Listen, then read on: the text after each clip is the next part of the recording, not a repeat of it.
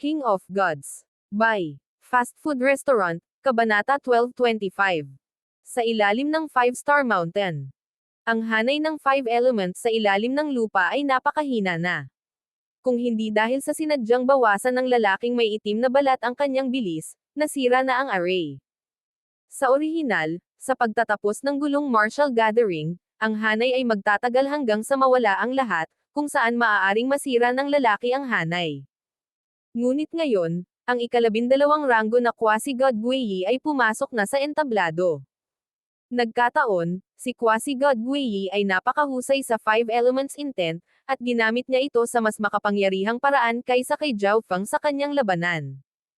Hindi maganda, malamang na masira ang array. Nag-aapoy sa pagkabalisa ang lalaking may itim na balat sa ibaba. Buzz. Biz. Ang mga hiwa ng 5 elements na enerhiya sa array ay hinayla ni Quasi-God Guiyi. Maaari ko lang ihinto ang pagsira sa array. Agad na tinapos ng lalaking may itim na balat ang kanyang mga pagtatangka na basagin ang hanay at ibinaba ang disk na bato. Gayunpaman, ang 5 elements array na ito ay nasa bingit ng pagbagsak. Ang pagganap nito sa iba't ibang aspeto ay lubhang nabawasan, kasama na ang kakayahang mag-ayos ng sarili. Bukod dito, ang kakayahang mag-ayos ng sarili ng 5 elements array ay nakakuha ng bahagi ng enerhiya nito mula sa kalikasan. Ang Quasi-God Guiyi ay hindi lamang sumisipsip ng 5 elements energy ng array, kundi ang 5 elements energy ng mundo. Nangangahulugan ito na ang bilis ng pag-aayos ng 5 elements array mismo ay hindi makakasabay sa Quasi-God Guiyi na rate ng pagsipsip. Maaari ko lang itong iwanan hanggang sa langit. Nakaupo sa lupa ang lalaking may itim na balat at tinitigan ang hanay sa pintuan ng bato. Sa 5-star mountain, pinagmamasdan din ni Zhao Feng ang sitwasyon sa ilalim ng lupa. Boom! Bang! Crash! Sa entablado, nakuha ni Quasi-God Guiyi at Quasi-God Bishi ang atensyon ng lahat sa kanilang labanan. Kahit na sina Quasi-God Zifeng at Tianzhu ay nabighani. Ang tanging tao na walang mod na pahalagahan ang kahangahangang labanan na ito ay si Zhao Feng. Si Zhao Feng ay nagsagawa ng napakalaking panganib sa pamamagitan ng pagbabante sa lalaking may itim na balat na makipagtulungan sa kanya. Ang martial gathering ay malapit nang matapos, at siya at ang lalaking may itim na balat ay hahanapin na sana ang lugar na ito kung saan ang 5 elements God Lord ay minsang naghiwalay. Ngunit bigla na lang, sumugod si Quasi-God Guiyi at ginulo ang lahat. Ngayon, maaari lamang ipaubaya ni Zhao Feng ang lahat sa langit. Na-activate na ni Quasi-God Bishi ang kanyang bloodline power. Isang Quasi-God sa tabi ni Zhao Feng na nasa sabik na tumawag. Sa entablado, ang Quasi-God Bishi ay dahan-daang nagiging isang napakalaking butiki na may transparent na katawan ng berdeng kristal. Naglabas siya ng malawak na aura na ikinatakot ng mga tao. Soul-withering poison fog. Napaungol si Quasi-God Bishi. Kaboom! Ang malakristal niyang katawan ay biglang nagsimulang maglabas ng malangis na ambon na bomb alot sa kanyang paligid. Ang soul-withering poison fog ni Quasi-God Bishi ay hindi lamang makakain sa sigla, ngunit nakakalason din sa kaluluwa. Mahinang bulong ni Quasi-God Guiyi sa kanyang sarili. Kilala niya ang lahat ng individual sa Quasi-God rangkang tulad ng likod ng kanyang kamay. Napanatili ni Quasi-God Guiyi ang kalmadong ekspresyon habang tahimik niyang pinapagana ang sarili niyang bloodline power. Bagamat si Quasi-God Guiyi ay nireranggo ng 2 lugar na mas mataas kaysa sa Quasi-God na si Bishi sa Quasi-God rangkang, hindi niya matatalo si Bishi maliban kung ginamit niya ang kanyang bloodline na kapangyarihan. Ngunit kapag ginamit na niya ang kanyang bloodline power, ang kalalabasan ay magpapas siya. Buzz. Biz. Ang katawan ni Quasi-God Guiyi ay biglang nabalot ng 5 kulay na ningning. Sa sandaling ito, ang 5 elements na enerhiya ng mundo ay galit na lumundag sa kanyang katawan. Ang kapangyarihang linya ng dugo ni Quasi-God Guiyi ay nagpapahintulot sa kanya na mag-transform sa isang espiritual na katawan na gawa sa 5 elemento na nagpapahintulot sa kanya na makipag-ugnayan sa enerhiya ng 5 elements ng mundo. Nagkomento si Quasi-God Jianfeng, ang kanyang mga mata ay maliwanag. Sa sandaling ito, ang Quasi-God Guiyi ay tila isa sa kalikasan, ang bawat galaw at pagkilos niya ay gumagamit ng 5 elements ng enerhiya ng mundo, bawat elemento ay puno ng napakalaking kapangyarihan. Tapos na. Nakatutok ang mga mata ni Zhao Feng. Nang gamitin ni Quasi-God Guiyi ang kanyang kakaibang bloodline power, alam ni Zhao Feng na ang lihim na malalim sa ilalim ng lupa ay hindi maaaring manatiling lihim. Sa ilang sandali, papasukin kita sa aking little world. Hindi mo kailangang mag-alala tungkol sa anumang bagay. Manatili ka lang doon, at magiging maayos ito. Mensahe ni Zhao Feng kay Han Ningguo. Ang lihim sa ilalim ng lupa ay malapit ng malantad, ngunit dahil binalaan si Zhao Feng, nagkaroon pa rin siya ng pagkakataong lumipat sa lupa at makakuha ng kaunting bagay para sa kanyang sarili. Bilang karagdagan, sa kasunod na kaguluhan, ang mga gustong manggulo para kay Zhao Feng ay mahihirapang harapin siya. Gago, itong dalawang quasi-god brats. Nagmura ang lalaking itim ang balat sa ibaba. Sa susunod na sandali, ang 5-element seal sa kanyang harapan ay tuluyang naglaho. Broom. Biglang nagsimulang manginig ang 5-star mountain. Natigilan lahat ang mga nanunood. Gaano man kalakas ang itinapon sa labanan sa pagitan ng Quasi-God Guiyi at Quasi-God Bishi, hindi nito posibleng lindol ang lahat ng 5-star mountain. Bukod dito, ang entablado ay nagkaroon ng isang nagpapalakas na hanay. Kung hindi, hinding-hindi nito kayang tiisin ang mga laban ng napakaraming Quasi-Gods. Ano ang nangyayari? Natigilan si Quasi-God Bishi, naging malungkot ang kanyang ekspresyon. Ito ay, ang Quasi-God Guiyi ay naaayon sa mga puwersa ng kalikasan, kaya agad niyang naramdaman ang isang kakaiba sa loob ng 5-star mountain. Sa sandaling ito, ang pintong bato na nasa ilalim ng lupa ay sumabog sa hiwa-hiwalay, na naging isang pinto na gawa sa baluktot na 5 kulay na liwanag. Ang lakas ng pagbuhos ng enerhiya ng intent ay naging sanhi ng pagyanig sa buong rehiyon. Broom. Ang matinding pag-alog na natanggap ng rehiyon ay lumikha ng hindi mabilang na mga bitek, kung saan bumaha ang mayaman at malawak na daloy ng enerhiya. May kayamanan sa ilalim ng 5-star mountain. Agad na sumigaw si Zhao Feng, ang kanyang tawag ay agad na umaakit sa pansin ng lahat. Kayamanan. Kayamanan sa ilalim ng lupa. Mabilis na kumalat ang balitang ito sa 5-star mountain. Quasi-God Jian Feng, may kayamanan sa ibaba. Aalis muna ako. Dinala ni Zhao Feng si Han Ningguo sa kanyang Illusion City Little World. Sa Illusion City, walang magagawa si Han Ningguo kahit na gusto niya. Bang! Ginamit ni Zhao Feng ang Earth Escape at naglaho sa lupa. Brother Zhao, huwag magmadali.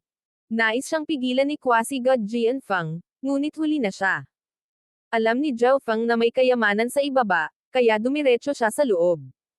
Gayunpaman, ang iba pang mga taong naruroon ay nag-aalinlangan pa rin. Pagkatapos ng lahat, maaaring mayroong ilang kakilakilabot at hindi kilalang panganib doon. Pero kung isang tao ang manggaguna, lahat ay susunod para hindi mahuli. Swish! Ang quasi-god na si Guiyi ay natunaw sa lupa at nagsimulang mabilis na lumubog sa lupa. Pagkatapos umalis sa entablado, nag-drill si Quasi-God Bishi sa lupa. Tara na! Pinangunahan ni Quasi-God Zifeng ang True God experts ng Violet Night Hall sa paghukay sa lupa. Ang iba pang mga Quasi-God na eksperto sa paligid ng 5-star mountain ay nagsimula ring maghukay sa lupa. Isantabi mo muna yang dilaw na buhok na yan. Tingnan natin kung ano ang nangyayari sa ibaba. Sabi ng True God Zongto ng Yellow Dragon Pavilion. Mas pinapahalagahan pa rin ng mga individual ang personal na pakinabang. Kung ikukumpara kina Zhao Feng at Han Ningguo, nakita ng True God Zongto na mas nakatutokso ang kayamanan at kayamanan. Isang malayang dimensyon. Tinitigan ni Zhao Feng ang pinto ng nakapilipit na 5 kulay na liwanag sa kanyang harapan. Si Zhao Feng ay bihasa sa Earth Escape at siya ang unang nahukay sa ilalim ng lupa, kaya siya ang unang dumating. Ngunit alam ni Zhao Feng na, bago pa man siya dumating, may ibang nakapasok na. Iyan ay isang lihim na sukat. Nakarinig si Zhao Feng ng mga sigaw ng alarma at sorpresa na nagmumula sa hindi kalayuan sa likuran niya. Walang sino man ang maaaring umasa na mayroong hindi kilalang lihim na dimensyon sa ilalim ng 5-star mountain. Habang nagsimulang lumapit ang ilang tao sa pasukan, dumaan si Zhao Feng. Sa susunod na sandali, si Zhao Feng ay nagpakita sa harap ng isang marangyang palasyo na umakyat sa langit. Ang buong palasyo ay naglabas ng mabigat na 5 elements intent na enerhiya, At ang hangin ay makapal na may purong yuan chi. Ang lugar na ito ay dapat na tirahan ng Five Elements God Lord. Nakatutok ang mga mata ni Zhao Feng. Hindi niya inaasahan na mayroong isang palasyo sa loob ng independenteng sukat na ito. Ang palasyong ito ay talagang napakalaki, ilang beses na mas malaki kaysa sa kabuuan ng Five-Star Mountain. Swish! Swish! Hindi nagtagal, lumitaw ang ilang figures sa tabi ni Zhao Feng. Bukod sa apat na True Gods, ang iba sa kanila ay mga prodigy na medyo mababa lang sa mga henyo sa quasi-god rangkang. Anong klaseng lugar ito? Lahat sila ay may pagkamangha at kaba na mga ekspresyon habang maingat nilang pinagmamasdan ang kanilang paligid. Swish! Swish! Dose-dosenang mga figure ang lumitaw sa itaas ng napakalaking palasyo. Lahat ay ipapadala sa palasyong ito. Sumikip ang puso ni Zhao Feng. Bagamat napakalaki ng palasyong ito, kung papasok ang lahat, ito ay masyadong masikip. Kung may lumitaw na kayamanan, isang madugong patayan ang mangyayari. Kahit na may space-time robe, si Zhao Feng ay hindi nang ahas na sumali. Tama, nasaan ang lalaking itim ang balat? Biglang naalala ni Zhao Feng na dapat na unang dumating ang lalaking itim ang balat. Mukhang naintindihan naman ng lalaking itim ang balat sa lugar na ito. Nangangahulugan din ito na malamang na alam niya kung saan nakatago ang pinakamagandang kayamanan. Buzz! Lumipad si Zhao Feng sa kalangitan, gamit ang kanyang kaliwang mata upang hanapin ang posisyon ng lalaking may itim na balat. Hindi ganoon kalaki ang palasyo, kaya mabilis na naskan ni Zhao Feng ito. Gayunpaman, mayroong maraming mga lugar sa palasyo na ito na may lubhang mabigat na mga hadlang. Maging ang gininto ang mata ni Zhao Feng ay kailangang gumastos ng kaunting pagsisikap upang makita ang mga ito. Nahanap ko siya. Mabilis na natuklasan ni Zhao Feng ang lalaking itim ang balat. Swish! Nagkondenseng ng mga gininto ang pakpak sa likod ng kanyang likuran, lumipad si Zhao Feng diretso sa parang maze na interior ng palasyo. Manghihimasok, mamatay ka. Pagkaliko, bigla siyang sinalubong ng nakakabinging dagandong. Yao God ba iyon? Nanlamig ang tingin ni Zhao Feng. Sa ancient desolate realm of gods, ang napakalaking sinaunang beast ay malinaw na makakapag-cultivate sa heavenly divine realm, ngunit kahit ilang ordinaryong Yao beasts at Yao spirits ay magagawa rin ito. Nang makarating sila sa heavenly divine realm, nakilala sila bilang Yao gods. Ang palasyong ito ay mayaman sa yuan chi at puno ng lakas ng intent. Mas kakaiba kung ang mga Yao spirits ay hindi ipinanganak dito. Hindi man lang nagulat si Zhao Feng. Boom! Bang! Crash! Isang malaking halimaw na nabuo mula sa mga higanteng bato ang biglang nagsimulang umapak kay Zhao Feng. Biglang sumuntok ang halimaw, naninikip sa paligid. Isa lang itong rank 2 Yao God, ngunit mayroon itong level 2 Earth Intent. Natigilan ang ekspresyon ni Zhao Feng sa gulat. Sa lohikal na pagsasalita, ang mga ordinaryong Yao Beast at Yao Spirits ay mas mababa sa mga mas mataas na ranggo na sinaunang hayop.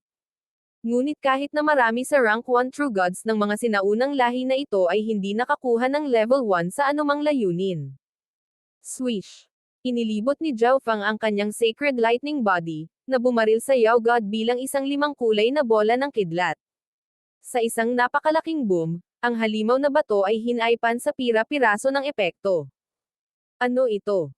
Sa sandaling pinatay niya ang Yao God, nahulog sa kanyang mga kamay ang isang hugis kastanyas na dilaw na kristal. Habang hawak niya ang dilaw na kristal, agad niyang naramdaman ang isang malinaw na Earth Intent.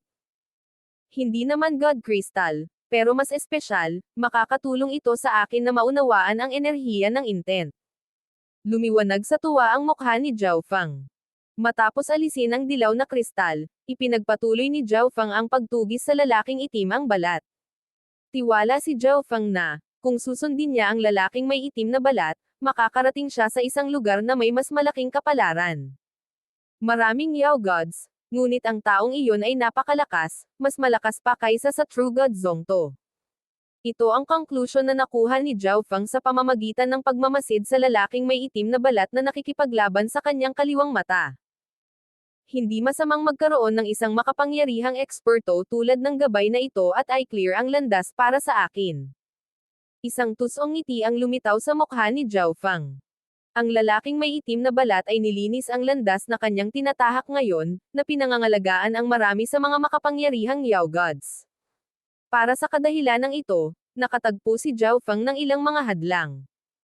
King of Gods, Kabanata 1226. Intent Crystal. Ang lahat ng dumalo sa gulong martial gathering, kabilang ang mga manonood, ay nagsimulang lumitaw sa harap ng napakalaking palasyo sa pamamagitan ng 5 kulay na landas. Ang ilan sa mga taong ito ay maswerte na direktang na-teleport sa mga treasure room sa palasyo, kung saan naghihintay lamang na kunin ang mga mahahalagang bagay. Ngunit mayroon ding mga tao na hindi pinalad na madala sa mga danger zone kung saan maaari lamang nilang isumpa ang kanilang kapalaran habang sila ay namatay sa ilalim ng isang grupo ng mga Yao Gods. Boom! Bang! Crash! Umalangaw sa buong palasyo ang mga tunog ng matinding labanan. Karamihan sa mga taong dumating sa gulong martial gathering ay pangkat-pangkat. Para sa kadahilanang ito, ang karamihan ng mga tao sa palasyo ay kumilos sa mga squad. Ito rin ay mas ligtas sa ganitong paraan. Patayin. 2 quasi-gods, 2 true gods, at 2 Yao Gods ang nasangkot sa isang matinding labanan. Isang rank 2 Yao God, at ang buong katawan nito ay nabuo mula sa kahoy at baging. Ang mga pag-atake nito ay hindi karaniwan, at ang sigla nito ay matibay. Ang ibang Yao God ay nasa rank 4. Ito ay isang nakasisilaw na gininto ang liwanag na maaaring magbago ng anyo sa kalooban. Mabilis at mabangis ang mga pag-atake nito, na ikinagulat ng mga tao. Gayunpaman, itong gininto ang liwanag na Yao God ay may mas mahinang depensa at sigla. Boom! Bang! Crash! Pagkatapos ng isang round ng labanan, ang pangkat ng 4 ay nagtagumpay sa pagpatay sa 2 makapangyarihang Yao God na ito. Ito ang mga intent crystals. Ang rank 4 true god sa grupong ito ay tumitig sa mga kristal na hugis kastanyas na lumulutang palabas sa katawan ng mga Yao Gods dahil sa gulat. Pinahintulutan ng mga intent crystal ang isa na maunawaan ang enerhiya ng intent sa loob ng kristal. Maliban sa ilang kakaibang lugar kung saan ang mga naturang kristal ay lumago ng mag-isa, maaari lamang makuha ang mga ito sa pamamagitan ng ilang hindi kapani-paniwalang eksperto na lumikha ng mga ito gamit ang kanilang sariling intent energy. Maraming makapangyarihang paksayon at lahi ang gumamit ng intent crystals upang tulungan ang mga mahuhusay na individual ng kanilang mga paksayon na linangin at maunawaan ang layunin. Hindi nakakagulat na ang mga Yao God na ito ay nagtataglay ng napakalalim na layunin na enerhiya. Mayroon silang mga intent crystal sa kanilang mga katawan. Kumikislap ang mga mata ng matanda. Kahit bilang rank 4 true god, bihira siyang makakita ng intent crystals. Pero ngayon, bigla na lang siyang nagmamay-ari ng 7 sa kanila. Palalimin pa natin.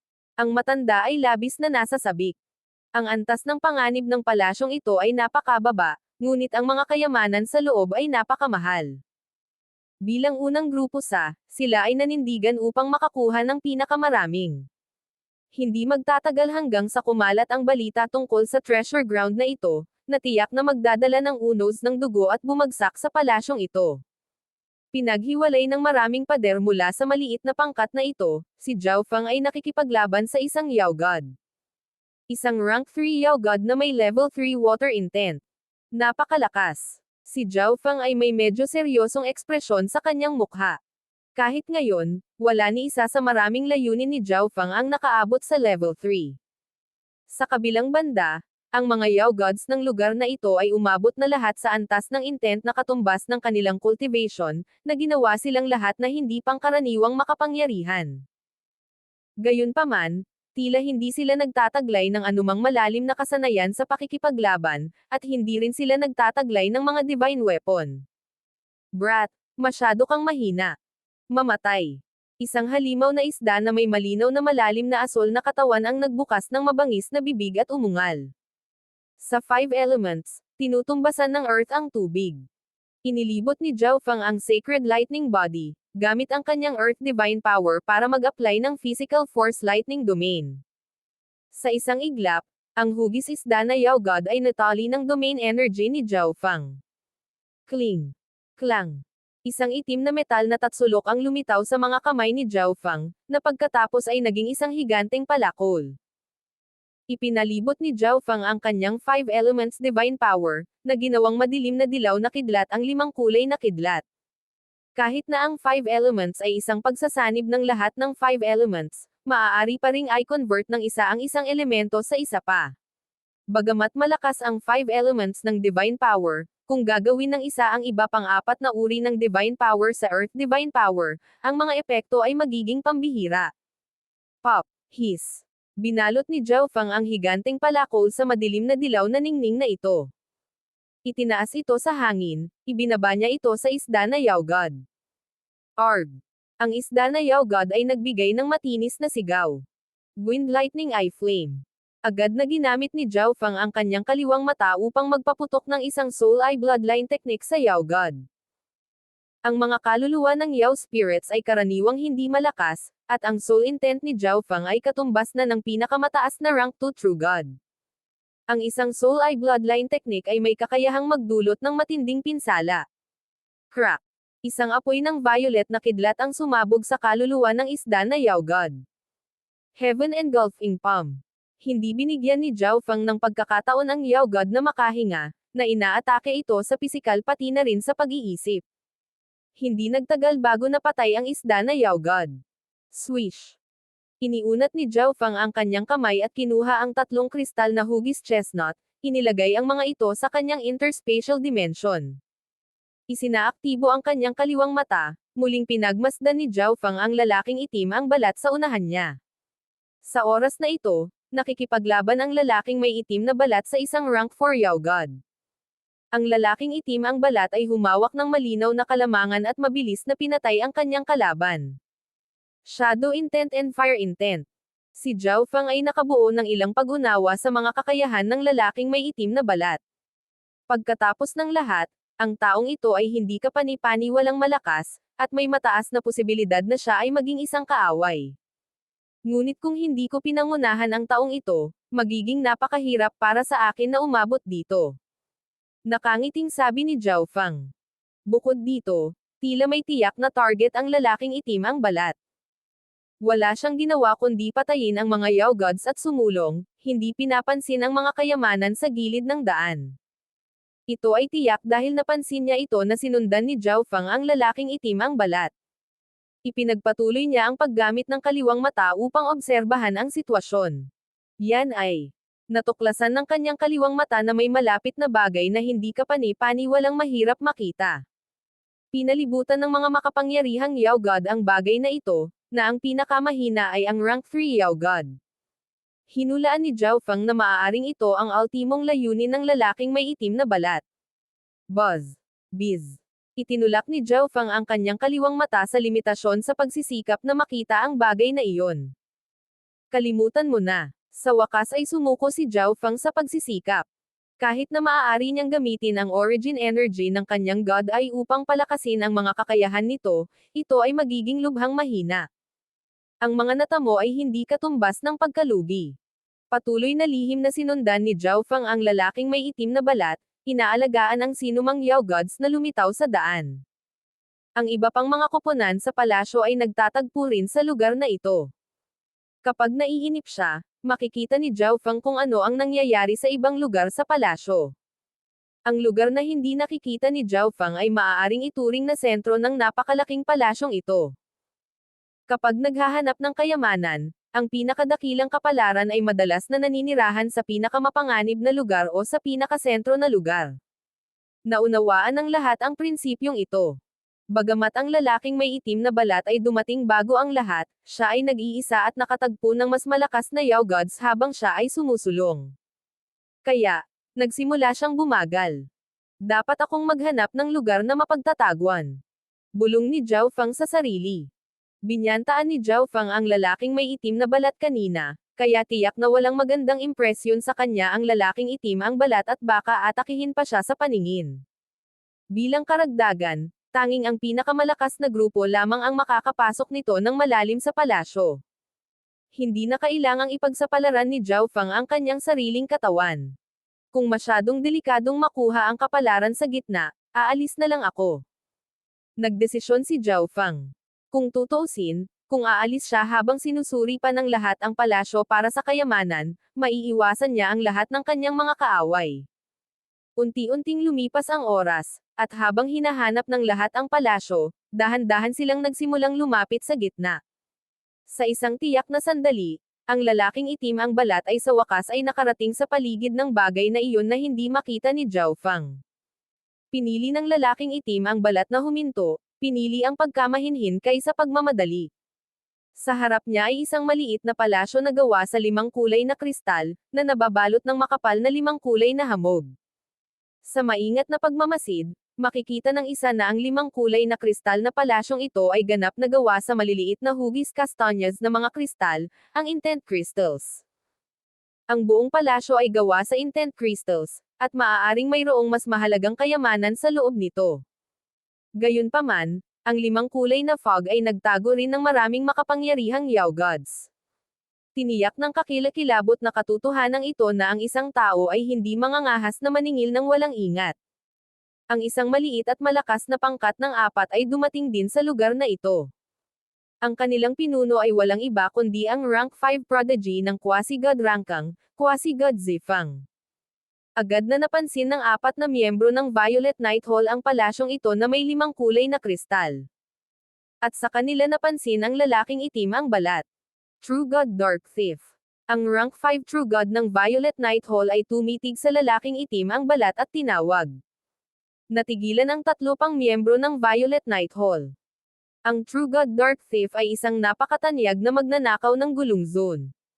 Siya ay pumunta sa anumang paraan para sa kapakanan ng kanyang pansariling pakinabang. Ninakawan pa niya ang mga bagay mula sa pinakamataas na pangkat ng 4 na bituin. Hindi na kailangang magtaka ang lahat. Ako, ang True God Dark Thief, ay hindi ko naaalalang bumisita sa Violet Night Hall. Nag-isip ng ilang saglit ang True God Dark Thief bago nag-message sa kanila. Dahil lang hindi ka maglakas-loob. Malamig na tinitigan ni Zifang ang True God Dark Thief. Isang masamang ngiti ang isinagot ng True God Dark Thief. Hindi nagtagal, dumating ang pangalawang koponan, ito ay pinamumunuan ni Quasi-God Gui. Dapat tayong lahat ay magtulungan upang salakayin ang lugar na ito. Ang True God Dark Thief ang nagkusa para makipag-usap sa dalawang squad na ito. Makipagtulungan sayo, True God Dark Thief. Sabi ng isang tao sa grupo ni Quasi-God Gui. Bagaman walang gustong makipagtulungan sa akin, ako ay isang desenteng manlalaban, at kung patuloy tayong maghihintay, mas maraming tao ang magpapakita, na lumilikha ng higit pang problema. Ang mga salita ng True God Dark Thief ay talagang totoo. 2 team lang at True God Dark Thief ang naruroon. Kung inatake nila ang malakristal na palasyo, mas madaling hatiin ang mga gantimpala. Kung maghihintay sila ng mas maraming tao na lumitaw, mas madaling salakayin ang palasyo, ngunit pagdating ng oras na hatiin ang mga gantimpala, isang mabangis at madugong labanan ang magaganap. Sige, magtutulungan tayo. Sa huli, ang 2 paksayon ay sumang-ayon sa True God Dark Thief. Whoosh! Whoosh! Whoosh! Ang 2 koponan at ang True God Dark Thief ay umabant. Labas. Hindi ito isang lugar na dapat mong puntahan. Lahat kayo ay naghahanap ng kamatayan. Ang mga dagandong ng galit ay nagmula sa loob ng 5 kulay na fog. Swish! Swish! Swish! Ang mga figure na nagpapalabas ng makapangyarihang aura ay sumugod sa fog. Lahat sila ay Yao spirits na ipinanganak sa loob ng malakristal na palasyo. Kasabay nito, sila ay pinalusog ng malawak na enerhiya ng malakristal na palasyo, na nabautizimuhan sa layunin nito. Kaya, lahat sila ay may napakataas na kultibasyon at may makapangyarihang mga layunin. Pagkatapos ng ilang sandali ng labanan, nagkaroon ng kalamangan ang mga Yao Gods. Noong ginamit nila ang 5 elements intent dito, na-boost ang kanilang kapangyarihan. Ang mga Yao God na ito ay napakalakas. Ang isang batang Quasi-God na pinilit na bumalik ng isang Yao God ay namangha. Hindi nagtagal ay dumating ang 3 koponan sa eksena. Quasi-God Tianzu, magmadali at tulungan mo kaming salakayin ang lugar na ito. Hahatiin natin ang mga samsam sa loob ng pantay-pantay. Agad na inimbitahan ni Quasi-God Zifang ang grupo ni Quasi-God Tianzu na sumali sa labanan. Matapos mag-isip ng ilang sandali, pinili ng grupo ni Quasi-God Tianzu na pansamantalang magtrabaho kasama ang iba. Boom! Bang! Crash! Sa pagpasok ng ikatlong makapangyarihang koponan, ang Yao Gods ay mabilis na nagsimulang mawalan ng lupa. Patayin. Sa huli, ang mga Yao Gods ay pinatay hanggang sa 5 na lang ang natira. Whoosh! Whoosh! Bagamat ang 5 Yao Spirit na ito ay may tiwala sa kanilang sarili, alam nila na ang pananatili sa paligid ay nangangahulugan ng tiyak na kapahamakan, kaya pinili nilang tumakas. Ang tatlong koponan at ang True God Dark Thief ay natural na walang oras para habulin ang mga Yao Spirit na ito. Bilisan mo at pumasok ka. Nagmamadaling pumasok ang mga eksperto sa 5 kulay malakristal na palasyo na may nasasabik na mga mukha. Whoosh! Isang malabong gininto ang liwanag ang bumungad sa malapit na sulok. Hahaha, papasok din ako para makihati sa mga nasamsam. Si Zhao Feng ay nanonood ng labanang ito mula sa isang lugar na malapit sa buong oras na ito. Ngayong tapos na ang labanan at ang mga Yao Gods na nagbabantay sa palasyo ay itinaboy, oras na para lumipat siya.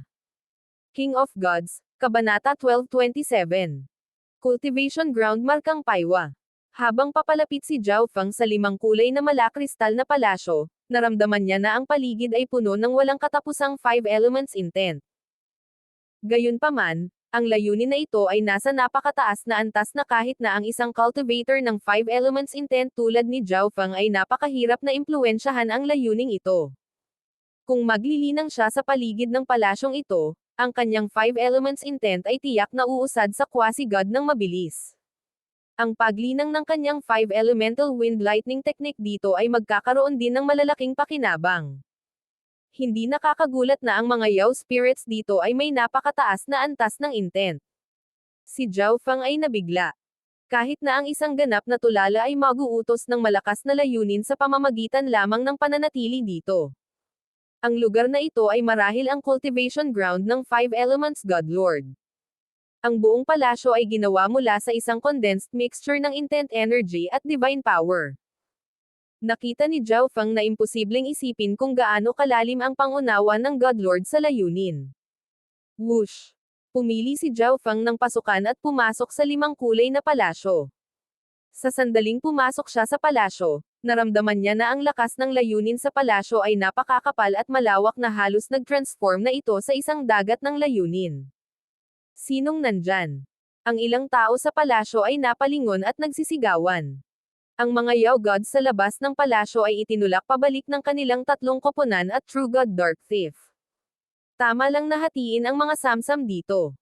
Kaya, lahat sila ay pag-alit sa sino mang pumasok pagkatapos. Ikaw.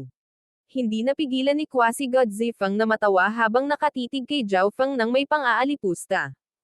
Sa tabi niya, bahagyang lumiwanag ang mga mata ni Quasi-God Tianzu. Ang batang ito. Bumagsak ang ekspresyon ng True God Dark Thief, at naging madilim ang kanyang mga mata. Binyantaan siya ni Zhao Feng kanina, at bagamat hindi talaga siya naapektuhan nito, paano niya, isang makapangyarihang rank 5 True God, pinapayagan ang kanyang sarili na pagbabantaan ng isang ordinaryong Quasi-God. Dahil dito, gustong patayin ng True God Dark Thief si Zhao Feng. Brat, tayo ang nanakit sa lugar na ito. Mawala. Malamig na tumahol si Quasi-God Zifeng, ang kanyang aura ay matalim at mabangis. Noong una ay binalak niyang ipahiya si Zhao Feng sa gulong martial gathering para tulungan ang Quasi-God Tianzu na ilabas ang kanyang galit. Gayunpaman, si Zhao Feng ay nagpakita ng labis na lakas para sa sinuman maliban sa mga individual sa Quasi-God ranking upang talunin siya. Kaya, nagpa siya si Quasi-God Zifeng na palayain si Zhao Feng pansamantala. Hindi niya inaasahan na makikilala niya si Zhao Feng dito.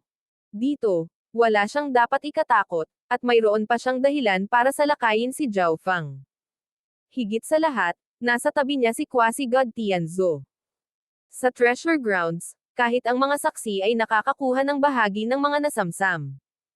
Hindi na kailangang maging ganap. O sa palagay mo kaya mo ring pigilan ang lahat ng iba pang mga koponan. Magiliw na bumalik si Zhao Feng. Nagtago siya sa lahat ng oras na ito, kaya talagang sinasamantala niya ang mga ito. Sabi ko, mawala ka. Tumaas ang kilay ni Quasi-God Zifang, at ang kanyang mga mata ay nagsimulang lumundag na may layuning pumatay. Bumaba ang ekspresyon ni Zhao Feng nang maramdaman niya ang layunin ng pagpatay na nagmumula kay Zifang. Gustong patayin ni Quasi-God Zifang si Zhao Feng dahil minsang ginawa ni Zhao Feng na hindi masaya si Quasi-God Tianzhu. Bukod dito, si Zhao Feng ay walang kinakailangang lakas, kaya madali niyang mapatay si Zhao Feng kung gusto niya. Walang sinabi si Quasi-God Tianzhu at Quasi-God Guiyi. Natural na ayaw nilang makuha ng iba ang kayamanan dito, ngunit tama si Zhao Feng. Hindi nila kayang pigilan ang lahat.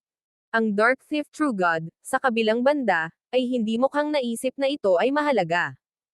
Gusto rin niyang patayin si Zhao Feng, kaya kung ginawa ito ng Quasi-God na si Zifang para sa kanya, natural na wala siyang pakialam. Ngunit sa sandaling ito, isang tinig ang umalangaw sa isipan ng True God Dark Thief. True God Dark Thief, hindi ba tayo nagtutulungan? Ikaw na. Ang mukha ng True God Dark Thief ay nanlamig sa pagkabigla na pipiliin ni Zhao Feng ang sandaling ito para mag-message sa kanya. Nagtutulungan. Paano Kaito Watawa? Dahil maagang nasira ang 5 Elements Array, paano pa rin sila magtutulungan? Kung pipilitin kong umalis sa lugar na ito, ibubunyag ko ang lahat. Sasabihin ko na ikaw ang nakatuklas ng palasyong ito at alam mo kung saan nakatago ang pinakamahalagang kayamanan. Nag-message ulit si Zhao Feng. Ang bastos na ito. Ang True God Dark Thief ay nanginginig sa galit. Para sa sino mang iba pa, walang sino man ang maniniwala sa mga sinasabi ni Zhao Feng, ngunit iba kung ang pinag-uusapan ng isa ay tungkol sa True God Dark Thief. Kung gagawin ni Zhao Feng ang mga paghahabol na ito, ang iba pang tatlong koponan ay tiyak na magsisimulang magduda sa kanya at marahil ay magtutulungan pa na itaboy siya. Talagang nadama ng True God Dark Thief na walang magawa. Nauwi na naman siya sa pananakot ni Zhao Feng. Ngayon, ordinaryong Quasi-God na lang. Na maakit niya ang ganoong pag-aalala mula sa Quasi-God Zifang, natatakot ka ba na nakawin niya ang kayamanan ng lugar na ito, o nakawin ang babae sa puso mo? Ang True God Dark Thief humakbang pasulong, nagmamadaling pumasok sa palasyo na may masamang ngiti sa kanyang mukha. Ikaw. Ang Quasi-God na si Zifang ay agad na natulala. Hindi niya inaasahan na makikialam ang True God Dark Thief.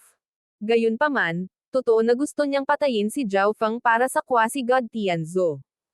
Sa gilid, kumislap ang mga mata ni Quasi-God na si Tianzhu na may ilang mga alon ng emosyon. Bilasan mo, hindi natin hahayaang maunahan tayo ng True God Dark Thief. Inakay ni Quasi-God Tianzhu ang kanyang koponan palayo. Ang Quasi-God Guiyi ay walang kaugnayan kay Zhao Feng at natural na naramdaman na hindi siya kailangang puntiryahin, kaya kinuha niya ang kanyang koponan upang maghanap sa lugar para sa mga kayamanan. Brat, hahayaan na kita sa pagkakataong ito. Sa pamamaalam ng mga salitang ito, kinuha ni Zifang ang kanyang koponan at umalis. Pagkatapos ng lahat, ang 5 kulay na malakristal na palasyong ito ay marahil ang lugar na may pinakamalaking kapalaran.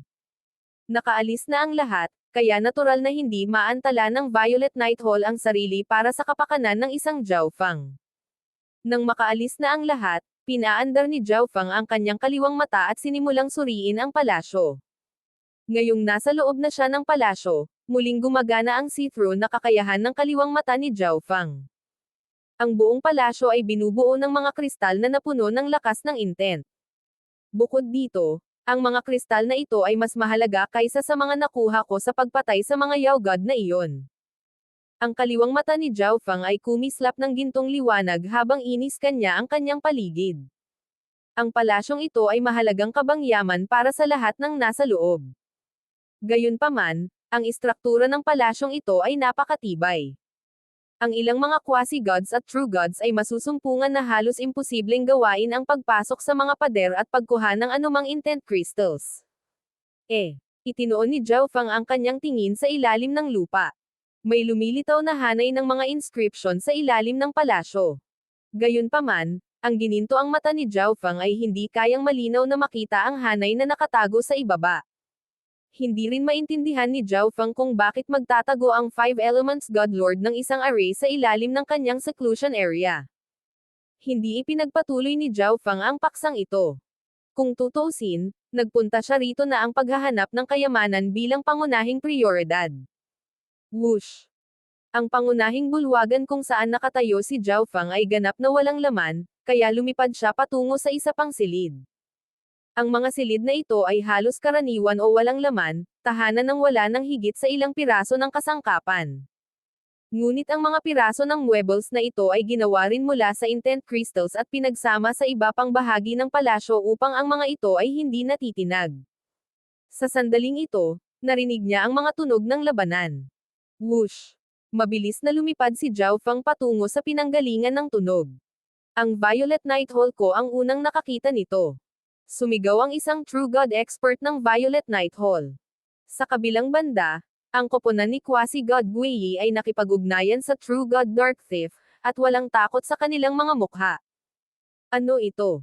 Tinitigan ni Zhao Feng ang bagay na pinag-aawayan ng dalawang partido. Mayroong ilang matangkad na malakristal na perlas na naglalabas ng napakayamang yuan chi at nakakatakot na mga alon ng divine weapon. Ito ay mga dekalidad na god crystals sa pinakamababa. Nanginginig ang isip ni Zhao Feng. Sa Ancient Desolate Realm of Gods, ang pinakamataas na kalidad na god crystals ay napakabihirang. Para sa kadahilanang ito, ang mga dekalidad na god crystal ay mahalagang ang pinakamataas na anyo ng pera sa sirkulasyon. Gayunpaman, hindi nagkukulang si Zhao Feng sa God Crystals, kaya hindi niya lalabanan ang Violet Night Hall at True God Dark Thief para sa ilang dekalidad na God Crystals. Whoosh! Umalis si Zhao Feng para maghanap sa ibang lugar. Iyan ang grupo ni Quasi-God Tianzhou. Nakita ni Zhao Feng na ang grupo ni Quasi-God Tianzhou ay tulala na nakatayo sa loob ng isang liblib na bulwagan. Nararamdaman ni Zhao Feng na ang liblib na bulwagan na ito ay may pinakamakapal na konsentrasyon ng enerhiya ng intent. Ito ay, sa pagpasok niya sa bulwagan, si Zhao Feng ay tulala din. Tatlong malalaking mural ang ipininta sa mga dingding ng liblib na bulwagan na ito, 5 kulay na mga ilaw na lumulutang at kumikislap sa mga ito. Kung titingnang mabuti, ang isa ay unti-unting makakaunawa ng mga salita at larawan, na humahampas sa divine power. Mga diskarte. Kasanayan sa pakikipaglaban. Natigilan si Zhao Feng. Nagtaka pa nga si Zhao Feng kung ang mga teknik at kasanayan sa mga mural na ito ay ang mga nilinang ng Five Elements God Lord. Gayunpaman, napakaraming impormasyon na nakapaloob sa mga mural na ito. Kahit na sa kanyang kaliwang mata, mahihirapan si Zhao Feng na isaulo ang kahit isa sa mga diskarte sa loob ng maikling panahon. Isang miyembro ng grupo ni Quasi-God Tianzhou ang nakatutok sa iisang mural, na ginagawa ang kanilang makakaya upang maitala ang lahat ng impormasyong nakapaloob sa loob. Ang iba sa kanila ay naghahanap sa silid para sa iba pang mga bagay. Ang liblib na bulwagan na ito ay medyo espesyal, at mayroon pa itong mga diskarte at kasanayan sa pakikipaglaban na hindi alam ang antas. Marahil dito talaga nilinang ng Five Elements God Lord. Habang nagtataka, sinimulan ni Zhao Feng na siyasatin ang silid na may matalas na mga mata. Maliban sa mga panandaliang salita at larawang iyon, ang pinakakapansin-pansin sa silid ay ang napakalaking iskulturang bato pati na rin ang halijing bato na may ilang mga salita na nakaukit dito. Ang lahat ng naririto ay natitira sa itinakda. Ang mga salitang iyon ay naglabas ng isang malakas at napapanahon na aura. Ang mga kahanga-hangang prinsipyong namumuo sa loob nila ay tila gustong ilugmok si Zhao Feng sa isang malapit na hindi matatakasan na ulirat. Gayunpaman, si Zhao Feng ay may napakabigat na kalooban, at mabilis niyang nagawang makawala sa spell na ito. Mapait na ngumiti si Zhao Feng. Para sa kanilang lahat, ito ay isang treasure ground, ngunit ang taong sumulat ng mga salitang iyon ay malinaw na hindi masyadong tumitingin dito. Bilang karagdagan, maaaring sinabi ng ekspertong ito na ang lahat ng bagay dito ay ipinaubaya sa sinumang nakatadhana para dito, ngunit ang istruktura ng palasyong ito ay napakatibay. Imposibleng matanggal ang intent crystals na bumuo nito. Maaaring alisin ang tasa ng alak na ito. Isang true god sa grupo ni Quasi-God Tianzhou ang biglang tumawag. Sa isang iglap, lahat ng iba sa grupo ay nagtipon sa paligid ng tasa ng alak. Ang tasa ng alak na ito ay may mas mahinang koneksyon sa palasyo kaysa sa iba pang mga bagay, kaya maaari itong maalis. Mayroon ding garapon ng alak sa tabi ng tasa ng alak, Ngunit ito ay walang laman. Gumamit ng lakas ng intent para maluwag ang tasa ng alak na ito. Naghanda ang buong grupo na kunin itong 5 kulay na tasa ng alak. Ang intent crystals na bumuo ng wine cup na ito ay napakataas na antas. Magiging kapaki-pakinabang ang mga ito sa sinumang mababa sa antas ng Ancient God. Sa sandaling ito, dumating si Quasi-God Guiyi, Quasi-God Zifang, at True God Dark Thief kasama ang kanilang mga team. Ang mural na ito ay tila naglalaman ng isang uri ng malakas na kasanayan sa pakikipaglaban. Ang isang quasi-god na kababalaghan ay agad na nilubog ang sarili sa isang mural. Siguro may tinatago ang estatwa na ito. Sinimulan ng ilang True God na siyasatin ang rebulto. Kumikislap ang mga mata ng True God Dark Thief habang sinimulan niyang suriing mabuti ang bawat pulgada ng bulwagan, tila may hinahanap. Mga unan. Nilinang ba ng 5 Elements God Lord sa ibabaw nila? Napako ang tingin ni Zhao Feng sa 3 unan na nakaayos sa harap ng malaking rebulto. Kung nilinang ng 5 Elements God Lord sa ibabaw ng mga cushions na ito, malamang na may kakaiba sa kanila. Biz. Ang kaliwang mata ni Zhao Feng ay natatakpan ng malabong gininto ang kinang habang sinimulan niyang siyasatin ang mga cushions na nabuo mula sa intent crystals. Ang lugar na ito ay tila konektado sa core ng underground array. Bagamat hindi malinaw na nakikita o naiintindihan ni Zhao Feng ang hanay sa ilalim ng palasyong ito, matansya man lang niya ang lokasyon ng core ng array. Nagtataka, pumunta si Zhao Feng sa unan sa gitna at umupo.